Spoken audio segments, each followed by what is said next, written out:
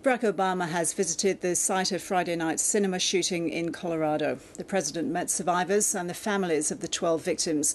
They were killed when a gunman opened fire during a screening of the new Batman film, The Dark Knight Rises. The man accused of the massacre, 24-year-old James Holmes, is expected to appear in court later today.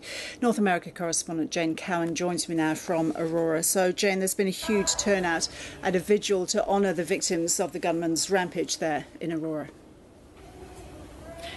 That's right, Ros. It's a big and emotional crowd, as you might expect. There are people from all walks of life here. There are tattooed men in biker jackets standing right next to Boy Scouts and soldiers in military uniform. There is a lot of emotion. There's obviously grief and shock mixed in with some anger and outrage at the shooter for having done this to the community, but also a strong determination to overcome this. Let's have a listen to what some of the people who are here at the vigil said to me. I was in 5th grade when Columbine happened, and I remember that I knew people who were killed in Columbine as well. And I mean, just look at the turnout here. Like, we support each other, and I think it's awesome. We are a great community. You know, it's a good reminder how precious life is, and I'll definitely do a lot more loving. And Jane, more information is emerging about the man accused of these killings. That's right, Ros. A video has emerged of James Holmes, now 24.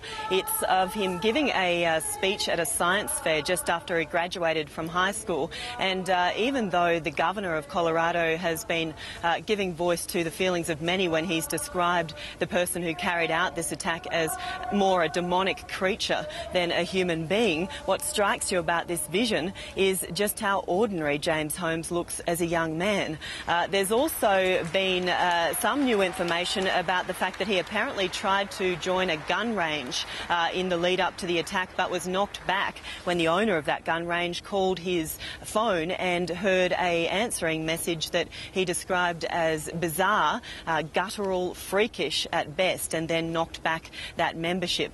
Now, the US President Barack Obama has been in town. He's been meeting privately with families touched directly by this tragedy, and he is really trying to buoy the community and shift the focus from the shooter to the healing that now needs to happen. Let's have a listen to the US President. It reminds you that even in the darkest of days, life continues, and people are strong, and people bounce back, and people are resilient. And particularly given the fact that so many of the victims were young, it is a great blessing to see how rapidly they're able to recover from some pretty devastating injuries. And Jane, it's gradually becoming clearer just how much planning went into the shootings. Exactly right. The shooter armed himself with really what can only be described as an arsenal, including 2 pistols and an assault rifle. The authorities are saying he took many deliveries, commercial-type deliveries to his home and also to his workplace in the lead-up to the attacks. The explosives that laced his apartment also would have taken some work.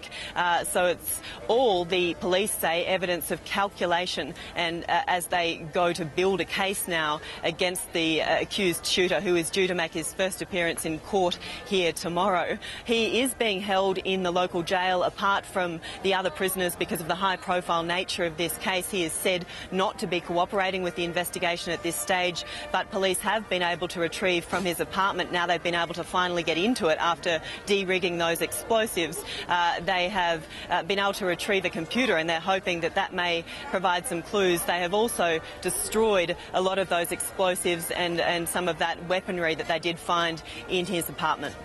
Jane, just describe to us what it's like to be in that town, Aurora, which will now be infamous as the scene of one of America's worst mass killings. Listen, Ros, it's a really strange feeling for everyone involved. This is the epitome of middle America. This is a family community. I've never seen so many kids in my life, and the roadside memorial that sprung up, there have been many young children coming there, some of them wearing Batman T-shirts, laying flowers in memory of those who were killed. So it makes this all the more shocking, and the people who live here are very conscious of their history. You know, Columbine is not far from here. They've been through this before. before, but they know that they've picked themselves up before, and there is this strong sense that they can do it again, that they don't want to let the shooter define them through this trauma. Jane, thank you.